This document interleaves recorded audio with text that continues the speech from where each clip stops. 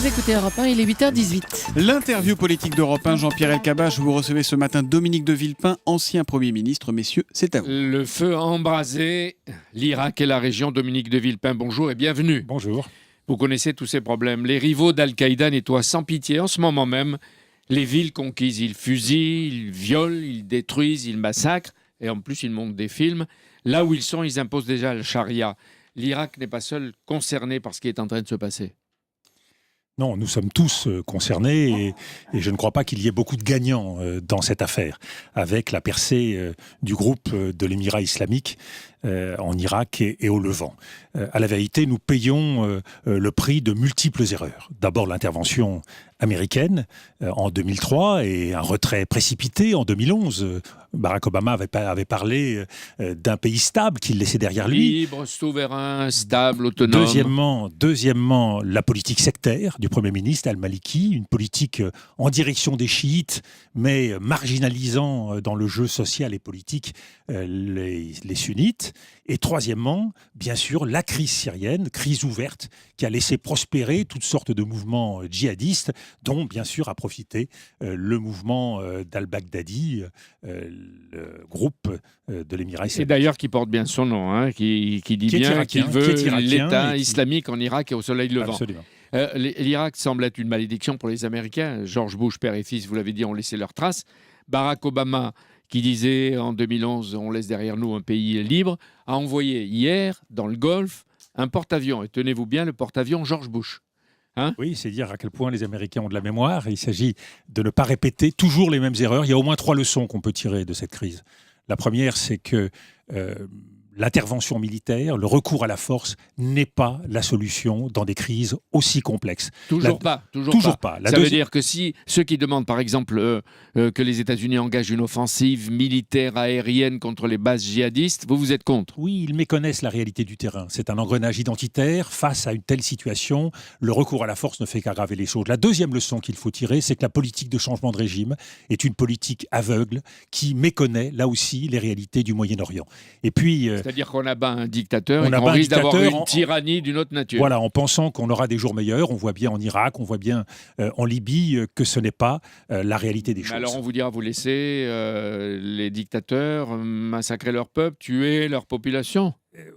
Bien sûr, c'est une on n'a pas un situation devoir difficile. d'ingérence. On a la responsabilité de protéger et on a confondu la responsabilité de protéger avec la politique de changement de régime. On a glissé de l'un vers l'autre. C'est à nous à inventer des moyens d'intervention à dominante humanitaire, même si l'armée peut servir de dissuasion, ou alors utiliser l'arme militaire de façon ponctuelle, mais l'intervention militaire massive.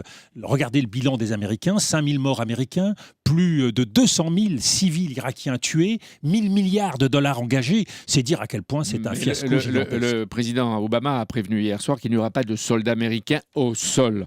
Mais son soutien ne se contente pas d'un porte-avions qui va faire de la dissuasion et des rondes dans les eaux du Golfe. Qu'est-ce qu'il va faire ? L'intervention militaire, une fois de plus, la frappe militaire est à abandonner. À partir de là, nous avons beaucoup de leviers d'action. Le premier levier d'action, c'est la solution politique. C'est un processus politique qui doit être engagé. Mais comment on y arrive ? Mais par exemple, nous avons un Premier ministre, Al-Maliki, qui vient d'être reconduit par les élections législatives. Et il faut le soutenir alors il mène une politique sectaire. Eh bien, il doit ouvrir son gouvernement. Il avait promis de changer la Constitution en 2005, de libérer des prisonniers politiques. Il doit faire en sorte que des régions puissent être dirigées par des sunnites de façon à ce que cette alliance hétéroclite dont bénéficie aujourd'hui le groupe de l'Émirat islamique puisse être cassée. Comment casser cette alliance ? Aujourd'hui, il y a à la fois des groupes islamistes, terroristes dans cette alliance, il y a des sunnites locaux, membres des différentes tribus, et il y a un certain nombre de personnes qui sont des anciens de l'armée bassiste de Saddam Hussein. C'est une alliance hétéroclite, il faut tout faire pour éviter que cette alliance ne soit pas durable. Frapper aujourd'hui militairement,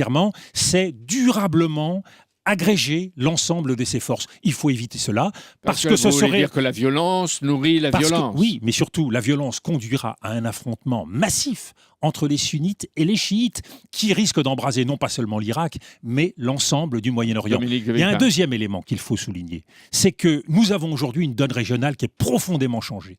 Nous avons avec ce groupe de l'État islamique un territoire à cheval sur la Syrie et sur l'Irak, qui fait fi des accords de 1916, Sykes-Picot, qui fixait les frontières. C'est une menace pour l'ensemble des pays de la région, c'est une menace pour l'Iran, c'est une menace pour l'Arabie saoudite. Donc faisons en sorte que tous ces l'on puisse mettre autour de la table l'ensemble des pays de cette région, que l'on puisse changer d'échelle dans la lutte contre le terrorisme. C'est très important. La lutte contre le terrorisme, on l'a réduit à l'intervention militaire. Pas du tout. Il faut une coopération dans le domaine financier, dans le domaine du renseignement et dans le domaine financier. Donc il faut leur couper les vivres Oui, autant que possible. Constatons que ce groupe de l'Émirat islamique, il a d'énormes richesses. Non seulement il a les richesses pétrolières dans les territoires qu'il a conquis, mais il y a des flots d'argent qui arrivent notamment des États du Golfe. Faisons en sorte de rassembler tout le monde et d'assécher, de couper véritablement l'approvisionnement financier exemple, ce matin, de ce groupe. Dans les Échos, Dominique de Moisy, qui est un spécialiste, dit face aux djihadistes, c'est la Sainte Alliance qui est nécessaire, ça veut dire une intervention militaire. Mais s'il est question justement, Dominique de Villepin, 11 ans après, d'une coalition de caractère militaire qui serait demandée au président Hollande, est-ce qu'il doit engager la France ? Bien sûr que non. Mais vous savez, les mêmes causes produisent les mêmes effets. Je l'ai dit tout à l'heure, il y a 3 leçons à tirer. La première, pas d'intervention militaire, pas de recours à la force inutile. La deuxième, pas de changement de régime.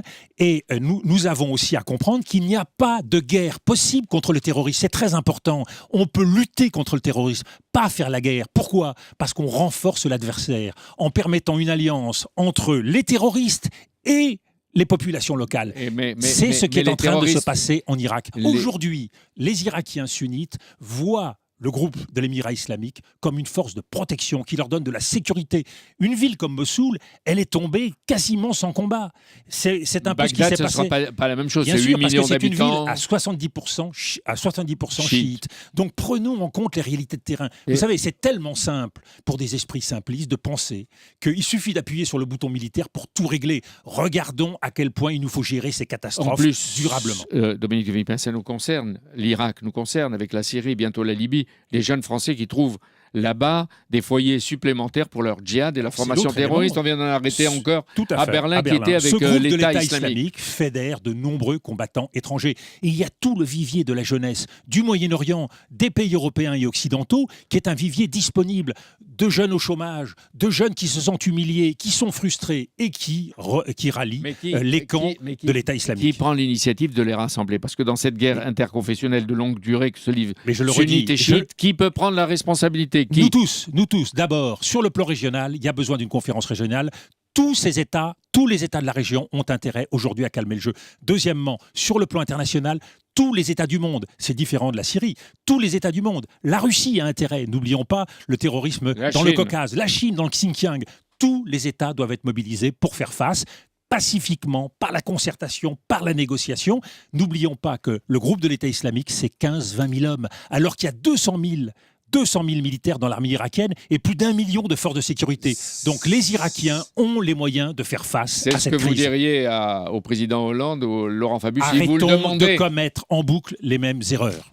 Dominique de Villepin, une petite question de politique intérieure. Il y a quelques minutes, Luc Châtel, secrétaire général... Je ne voulais pas poser cette question et vous allez vous faire le je vous la pose. Poser des questions indiscrètes. Il y a quelques minutes, c'est pas indiscret, c'est public. Le secrétaire général par intérim de l'UMP, Luc Châtel, a demandé le retrait de la réforme ferroviaire. Vous qui avez connu les manifestations anti-CPE, pensez-vous que le gouvernement doive reculer sur ce dossier ou pas ? Non, il y a un texte qui doit être examiné devant le Parlement et nous voyons bien aujourd'hui que c'est tout le syndicalisme français qui est en question. Voilà une organisation syndicale qui n'est pas capable, la CGT, de maîtriser ses troupes. Et qu'est-ce qu'on fait face aux jusqu'au-boutistes ? Eh bien, il faut leur faire entendre raison. Il faut que la CGT, dans son sein, trouve la réponse et la solution, mais en aucun cas, il ne faut céder. Nous devons franchir un cap dans la vie sociale de notre pays. Ce n'est pas une petite minorité qui doit dicter sa loi. Vous êtes d'accord avec Manuel Valls qui vient de dire qu'on ne retire pas ce projet ? Merci beaucoup, Dominique de Villepin, d'être venu ce matin sur Europe 1.